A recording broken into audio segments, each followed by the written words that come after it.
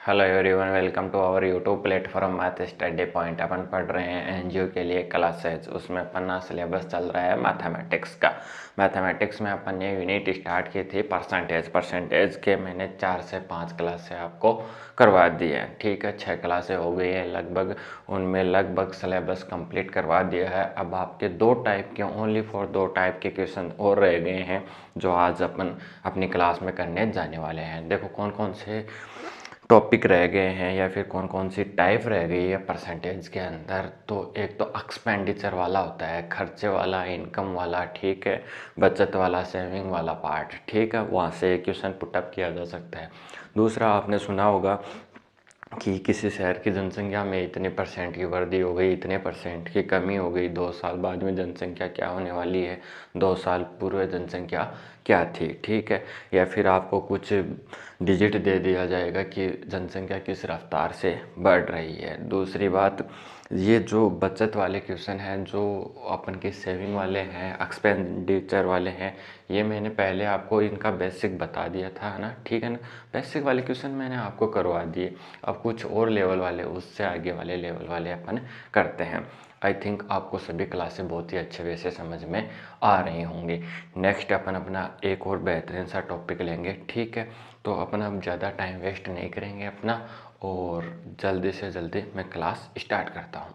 देखो अपन find out करेंगे आज का अपना पहला क्वेश्चन क्या है। मैं फाइंड आउट करने की कोशिश करता हूँ। सीमा अपनी आय का 70% व्यय कर रही है तथा शेष बचत करती है। यदि वह अपना व्यय 20% कम कर दे तो उसकी बचत में कितने प्रतिशत की वृद्धि होगी। तो देखो बड़ा ही सिंपल क्वेश्चन है, बस आपको पता होना चाहिए। देखो एक डेफिनेशन बता रहा हूँ मैं, किसकी, खर्चे की डेफिनेशन बता रहा हूँ। खर्चा कब हो सकता है, जब अपने पास क्या हो, इनकम हो, क्या हो, टोटल आय हो।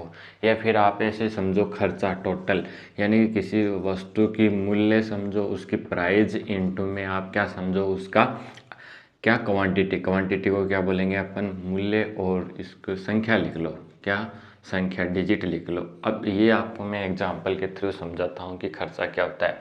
मान लो किसी बिस्किट के डब्बे पे, किस पे, ये पार्ले जी वाला बिस्किट है या फिर T20 बिस्किट है, इस पे रेट कितनी है, 5 रुपया रेट है। ऐसे मान लो मैं 5 बिस्किट खरीद के लाता हूँ तो मेरी जेब से टोटल कितने रुपए खर्च हो जाते हैं, 25 रुपये खर्च हो जाते हैं, ठीक है। पहली बात तो ये। दूसरी बात मैं कर रहा हूँ आय की, कि टोटल आय क्या होती है। तो आय क्या होती है, बचत प्लस में खर्चा। बचत प्लस में क्या होने वाला है, खर्चा होने वाला है। खर्चा मूल्य इंटू संख्या। देखो खर्चा क्या होता है, जब अपन मार्केट में जाते हैं, किसी वस्तु को खरीद के लाते हैं, तब अपनी जेब से कुछ रुपए लगते हैं, उसको खर्चा बोला जाता है, ठीक है। और टोटल आय होती है, उसमें से अपन कुछ सेविंग कर लेते हैं और कुछ अपना खर्चा हो जाता है।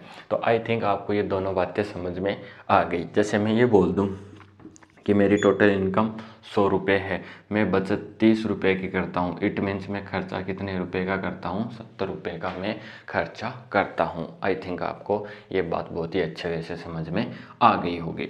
तो इसको आप अलग से डिनोट करके लिख लो अपनी नोटबुक में कि खर्चा क्या होता है और उसकी जो टोटल इनकम होती है, आय होती है, उसकी डेफिनेशन क्या होने वाली है, ये आपको पता होना चाहिए, ठीक है। तो ये इतना आ गया। अब देखो मैं आपको क्वेश्चन बहुत ही इजी वे से ये फाइंड आउट करवाने वाला हूँ, आप बस देखते रहो। इनको अपनी नोटबुक में नोट कर लेना भाई अच्छे वे से, ठीक है। मैंने आपको अच्छे से समझा दिया है। अब देखो मैं इस क्वेश्चन की बात कर रहा हूँ। ये क्या बोल रहा है, सीमा अपनी आय का 70% व्यय करती है। देखो पहले तो याद रखना, जो भी आय होगी वो अपने आप में क्या होगी, 100% होगी। ये क्या हो गई, आय हो गई, ठीक है। ये मैंने लिख दिया आय। आय में क्या किया है उसने, 70% वो व्यय करती है। क्या करती है, व्यय करती है। इट मीन्स वो 30% क्या कर लेती है, बचत कर लेती है। ये बात आपको समझ में आ गई होगी। कैसे, देखो मैंने अभी फॉर्मूला लिखा था या फिर एक मेथड लिखा था, आय इक्वल टू व्यय यानी खर्चा प्लस में क्या लिखा है मैंने, बचत लिखी है। पहले उसके पास उसकी आय 100% थी, तो वो खर्च कितना कर रही है, 70% खर्च कर रही है, और बचा कितना रही है, 30% वो बचा रही है। नेक्स्ट पढ़ो। तथा शेष बचत करती है। देखो 70 खर्च कर दिया तो 30 क्या है, सेव कर रही है। यदि वह अपना वे 20% कम कर दे, अब देखो अब भी उसकी इनकम कितनी है, अपने आप में 100% ही है। अब उसने कहा है कि जो उसका वे है, मान लो पहले 100 रुपये थे, उसमें 70 रुपये वो वे करती थी, 30 रुपये वो बचाती थी। अब 20% की कमी कर रही है, किस में, वे में। तो आप 70 का 20% निकाल के 70 में से घटा लो, या फिर आप क्या करो, 70 का आप निकाल लो 80%। ठीक है, डायरेक्ट बता रहा हूँ मैं। तो कितना आ गया, 8 7 56। अब वो कितना वे करती है, तो अब मैं बोल सकता हूँ कि वो 56% तो क्या कर रही है, वे कर रही है। और बचा कितना रही है, तो ये इसमें जुड़ जाएगा, कितना, 14 जुड़ जाएगा। तो ये क्या हो जाएगा, 44% हो जाएगा। कितना हो जाएगा, 44। क्योंकि ये टोटल रिजल्ट क्या होना चाहिए, 100% होना चाहिए। बहुत ही सिंपल है ये। फिर देखो ये आपको नहीं निकालना है तो क्या कर सकते हो, 70 प्लस 70 का 20%, ठीक है, माइनस करना है, माइनस करना है ना, हाँ, क्योंकि वे में क्या कर रही है, कमी कर रही है। अगर वृद्धि करते तो अपन ऐड कर देते। तो 70 माइनस 70 का 20%, तो 7 दूनी ये कितना हो गया, 14। तो 70 में से 14 चला जाएगा तो क्या शेष रहेगा, 56 शेष रहेगा। तो देखो 56 शेष रहेगा, ये रिजल्ट अपने पास आ गया। अब उसने कहा है कि उसकी बचत में कितने प्रतिशत की वृद्धि होगी। पहले वो 30 बचाती थी, अब कितना बचाने लग गई, वो 44 बचाने लग गई। तो कितना एक्स्ट्रा बचाने लग गई, 14 एक्स्ट्रा बचाने लग गई। किससे, 30 से। इंटू में क्या, 100। जो कट रहा है उसको काट दो, ये कट गया। क्या करना है आपको, 140 बट्टे में 3। तो क्या रिजल्ट आ जाएगा, 3 चौक 12, 20 शेष रहा, 3 छीक 18, और इतना आ जाएगा 46 सही 2/3% की वो सेविंग कर लेगी। ठीक है, आई थिंक आपको बहुत ही अच्छे वे से ये समझ में आ गया होगा। बहुत ही इजी वे से मैंने आपको समझाने की कोशिश की है। कितना इजी क्वेश्चन है, देखो बहुत ही इजी क्वेश्चन है, बच्चों वाला क्वेश्चन है। एक बार मैं रिपीट कर देता हूँ। ये बोल रहा है कि सीमा है वो अपनी आय का 70% वे करती है, यानी कि खर्च करती है। इट मीन्स टोटल उसकी 100% आय है, 70 वो वे कर रही है, इसका मतलब 30 वो क्या कर रही है, बचा रही है। ये बात आपको समझ में आ गई होगी।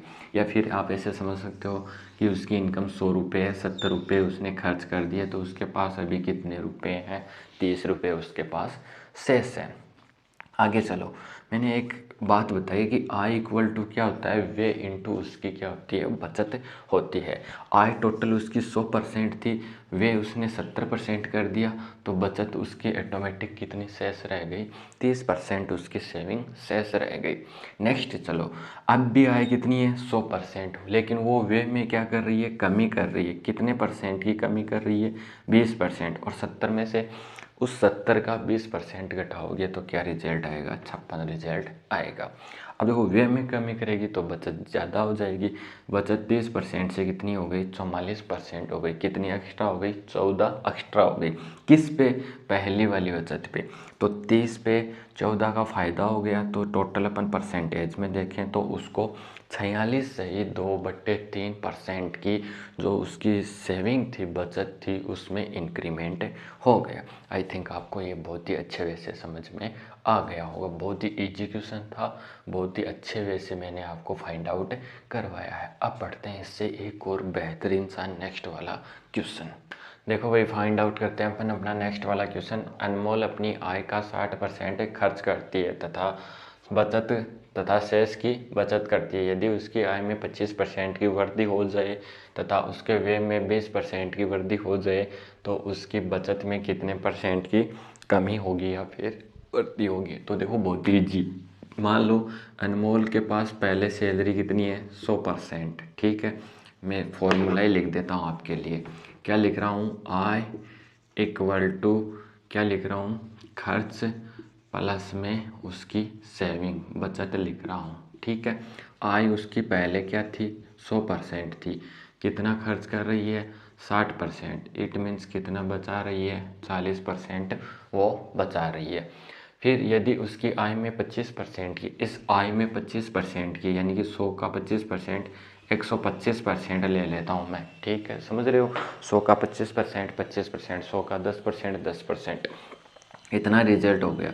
इतना होने से क्या हो जाता है, हो जाए तो उसके वे में 20% की वृद्धि हो जाती है। पहले वो 60% वे करती थी, अब 20% की वृद्धि। या तो आप 60 का डायरेक्ट 120% निकाल लो, या फिर आप 60 का क्या करो, 60 का 20% निकाल के उसको 60 में ऐड कर लो। तो मैं डायरेक्ट आपको लिख रहा हूँ कि 60 का 120% निकाल लेता हूँ। ऐसा क्यों कर रहा हूँ, क्योंकि 60 अपने आप में पहले से क्या है, 100% है। तो वार्षिक कितना होता है, 72% हो गया। प्लस अब आगे देखो, 125 उसकी इनकम है, 72% वो खर्च कर देती है, तो बचत कितनी करती है। तो बहुत ही सिंपल है, 125 में से क्या घटा लो, 72 को घटा लो। 5 में से 2 चला गया, 3 शेष रहेगा। और यहाँ से 12 में से 7 चले जाते हैं, तब भी कितने शेष रहते हैं, 5 शेष रहते हैं। कितना परसेंट हो गया, 53% उसकी क्या हो गई, बचत हो गई। देखो कितने इजी क्वेश्चन है। क्वेश्चन को पढ़ोगे तो आप क्या है, बावले हो जाओगे कि कैसे करें। लेकिन मैंने ये बताया है कि आपको बस इतना पता होना चाहिए। शुरू में आपको एक क्वेश्चन निकालने में 2 से 3 मिनट लग सकते हैं, लेकिन इन फ्यूचर में आप जितनी प्रैक्टिस करोगे उतना क्या हो जाएगा, स्पीड भी बढ़ जाएगी, एक्यूरेसी भी बढ़ जाएगी, और टाइम भी आपका बच जाएगा। देखो 60 प्लस 40 को ऐड करते हैं 100 होता है, 72 प्लस 53 को ऐड करते हैं 125 होता है। उसने बोला है कि उसकी जो बचत है उसमें कितने प्रतिशत की या तो कमी होगी या फिर वृद्धि होगी। तो देखो पहले उसकी बचत 40% थी, अब कितनी हो गई, 53% हो गई। तो 53 में से 40 चला गया, 13 शेष रहा, समझ रहे हो, 13 शेष रहा। बट्टे में 40 कितने परसेंट की वृद्धि हो गई, अपन निकाल लेते हैं। इससे ये कट गया, ये 5 बार कट जाएगा, ये 2 बार, ये आ गया 13 पंजो 65/2, ठीक है।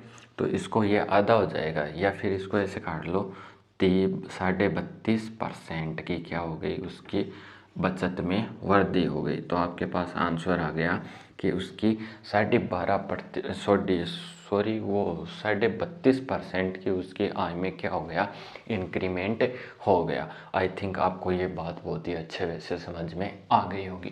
क्वेश्चन को देखते हैं तो क्वेश्चन बहुत बड़ा लगता है, लेकिन उसका आंसर बहुत छोटा है। कब, जब आप इसको अच्छे से मेथड से करोगे तो बहुत ही ईजी होने वाला है।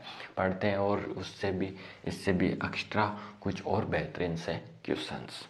देखो फाइंड आउट करते हैं अपन अपना नेक्स्ट वाला क्वेश्चन। अपन से क्या फाइंड आउट करने के लिए बोल रहा, वही ले रहा हूँ मैं। अनमोल अपनी आय का 40% खर्च करती है तथा शेष की बचत करती है। यदि उसकी आय में कुछ वृद्धि होने पर वह अपने व्यय में 10% की वृद्धि करती है तथा उसकी बचत 20% बढ़ जाती है, तो उसकी आय में कितने प्रतिशत की वृद्धि हुई। तो बड़ा ही सिंपल सा मेथड है। क्या, आय इक्वल टू क्या हो जाएगा, व्यय प्लस में बचत। बस आपको ये इतना पता होना चाहिए। देखो आय उसकी पहले मान लो 100% थी, अपने आप में 40% वो खर्च करती थी और 60% वो बचाया करते थे। नेक्स्ट पढ़ो, ठीक है। उसके आय में कुछ वृद्धि हो गई, अब वह अपने व्यय में 10% की वृद्धि करती है। तो 40 का 10% कितना होगा, 4 होगा। यानी कि अब वो कितना खर्च करती है, 44% खर्च करती है। ये भैया आपको डायरेक्ट निकालना आना चाहिए। और क्या करती है, बचत में भी क्या करती है, 20% बढ़ जाती है। यानी कि वार्षिक 72 हो जाती है। कितनी हो जाती है, 72% हो जाती है। अब ये आपको आना चाहिए कि मैंने ये ऐसा क्यों लिख दिया, ये आपको आना चाहिए भाई। कैसे भी करके आप चाहे इसको कैलकुलेट करो। चलो फिर भी मैं आपको बता देता हूँ। 40 में क्या हुआ है, उसने 10% की वृद्धि की है, तो डायरेक्ट निकालो। 40 अपने आप में 100% है, तो इसका 10% यानी कि 10% एक्स्ट्रा, यानी कि 110% निकाल लो। तो डायरेक्ट कितना आ जाएगा, देखो 11 चौक कितना होता है, 44 होता है। यानी कि ये क्या कर दिया मैंने, ये 40 था, ठीक है, पहले 40 थी, 40 की मैंने 10% की वृद्धि, तो 40 का 10% 4 होगा, 44 होना चाहिए ये। हाँ सही है, 2 बिंदु से 2 बिंदु, तो 11 चौक कितना आ गया, 44 आ गया।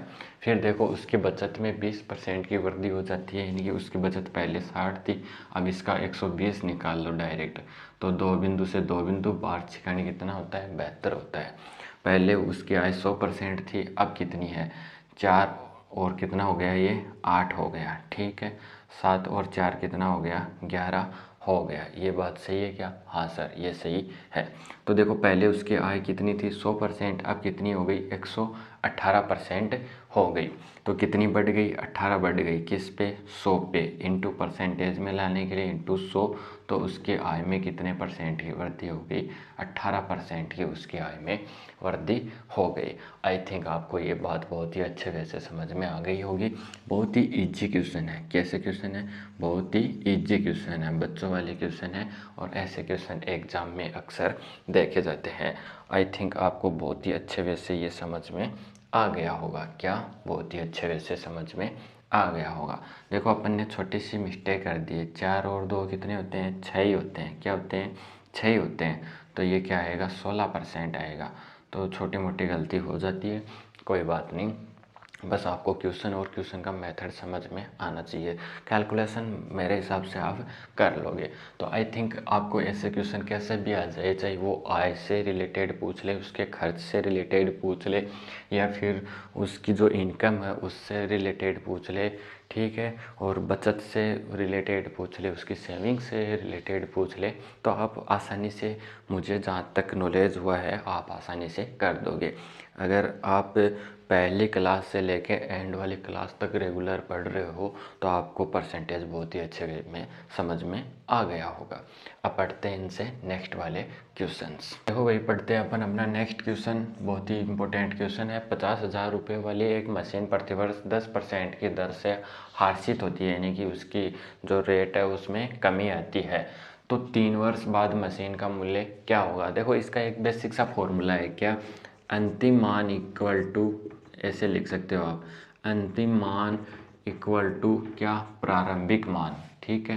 प्रारंभिक कैसे लिखा जाएगा, प्रारंभिक, ठीक है, प्रारंभिक, ठीक है भाई, गलत हो सकता है, आप देख लें, प्रारंभिक, ठीक है, मान, फिर गुणा 1 प्लस क्या रेट चल रही है, यहाँ पे प्लस माइनस हो सकता है, प्लस में वृद्धि और माइनस में कमी, इनटू यहाँ पे क्या आ जाएगा, टी आ जाएगा। ये तो बहुत पुराना वैल्यू है, मतलब कि जब अपन छोटे बच्चे थे तब निकालते थे। अब देखो इसमें कर सकते हैं कि अंतिम मान क्या होता है, प्रारंभिक मान क्या है इसका, 50,000। मैं इससे भी बता रहा हूँ आपको, और एक और रिजल्ट बताऊंगा, उससे अपन और भी फास्ट कर सकते हैं। देखो कमी हो रही है तो 1 माइनस 10% की 10/100 ये कर लेंगे अपन। कितने साल बाद में पूछा अपन को, 3 साल, तो 3 टाइम आ जाएगा। इसको कैलकुलेट कर लो तो देखो क्या रिजल्ट आ जाएगा, 50,000, ठीक है, इंटू 10, एकम 10, 10 में से 1 चला गया 9, और कितनी टाइम है, 3 बार, बट्टे 10, 9 बट्टे में 10 और 9 बट्टे में 10। ये शायद मुझे पता है, सबको आता है।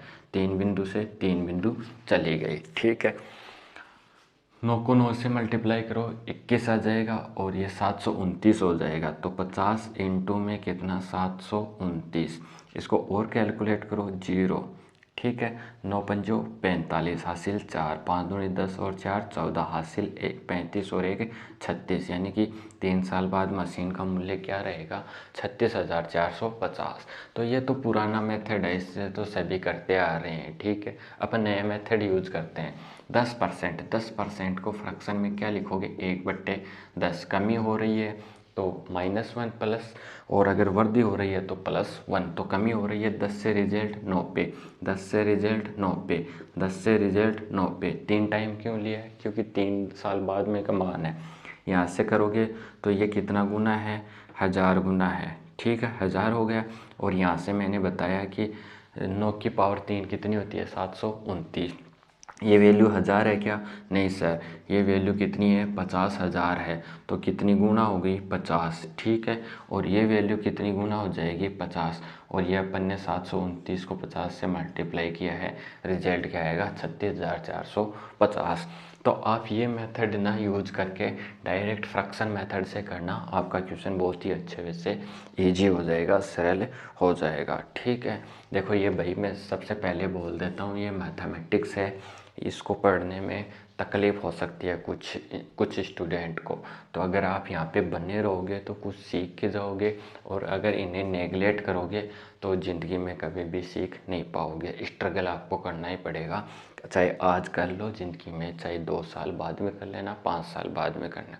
जो काम 5 साल बाद में कर रहे हो वो अगर पहले कर लो तो लाइफ सेट हो सकती है अच्छे से, ठीक है। ये लो 10% की वैल्यू बता के मैंने आपको ये फाइंड आउट करना सिखा दिया। लगभग क्वेश्चन अपन इसी से करेंगे। ये तो एक अपना पुराना मेथड है, ठीक है, समझ रहे हो। अब देखो, अपन को यहाँ से ये वैल्यू दी है, अपन से ये वैल्यू निकलवाई है, और क्वेश्चन में क्या कर सकता है, ये वैल्यू अपन से पूछ सकता है, और ये वैल्यू आपको दी हुई हो सकती है, तो कैसे भी करवा सकता है वो, ठीक है। तो ये अब मैं एक क्वेश्चन आपको क्या ले लेता हूँ, जनसंख्या पे आधारित वाला और ले लेता हूँ, जिससे आपका और ज़्यादा कन्फर्मेशन हो जाएगा। देखो, ये फाइंड आउट करते हैं अपन अपना नेक्स्ट वाला क्वेश्चन। देखो, बहुत ही इजी क्वेश्चन है। एक गांव की जनसंख्या 12,000 है। इसमें प्रथम वर्ष में 15% की वृद्धि हो तथा द्वितीय वर्ष में 5% की कमी हो, तो 2 वर्ष बाद में जनसंख्या क्या होगी। तो आप इसको उस वैल्यू से भी फाइंड आउट कर सकते हो। देखो, डायरेक्ट कर सकते हो कि 12,000 डायरेक्ट कर लो, वृद्धि हो रही है 15% की, तो डायरेक्ट मैं 100 में ऐड करके 115/100 कर रहा हूँ, और 5% की कमी तो मैं 95 बट्टे क्या कर रहा हूँ, 100 कर रहा हूँ। 3 बिंदु से मैंने 3 बिंदु काट दिए, ये 5 से काटूंगा तो 2 बार, और इसको 5 से काटूंगा तो 5 एकम 5, और गुनी पड़ी 95 होता है, और इसको इससे काटूंगा तो 6 बार डिवाइड हो जाएगा। इसकी मल्टीप्लाई इससे तो 6 पंजो 30, 6 और 3 9, 690। 690 की मल्टीप्लाई 19 से कर लो, 81 8 आ जाएगा, और क्या होता है 9 चौक 36, 9 छिक 54 होता है, 54 और 6 कितना हो जाएगा 62 इंटू 690। टोटल कैलकुलेट कर लो, कितना आ जाएगा 13,110 आ जाएगा। कितना आ जाएगा 13,110। अब इसी को अपन फ्रैक्शन मेथड से करेंगे। 15% वृद्धि, 15% यानी कि 15 बट्टे में 100, ठीक है, काट लो, 5 दिया 15 और 20 आ गया, यानी कि 20 वाली जनसंख्या में 3 लोग और जुड़ जाएंगे, कितने हो जाएंगे 23 हो जाएंगे। 5% की कमी यानी कि 1 बट्टे में 20 वाले लोग कहाँ पहुँच जाएंगे 19 पे पहुँच जाएंगे।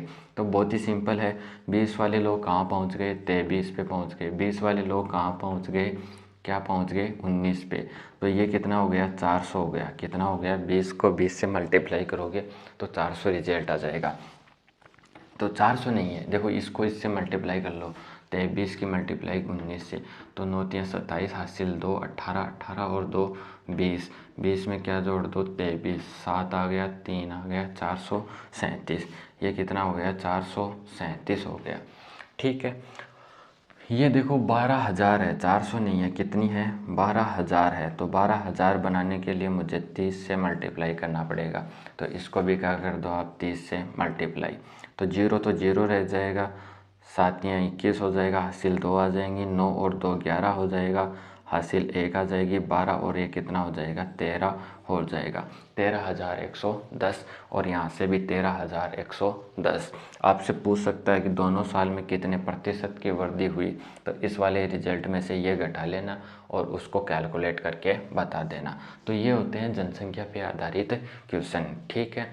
आज की क्लास में अपन इतना ही पढ़ेंगे, और आपका परसेंटेज जो टॉपिक था वो मैंने कंप्लीट करवा दिया है, आपके लेवल का बहुत ही अच्छे वे से मैंने फाइंड आउट करवा दिया है।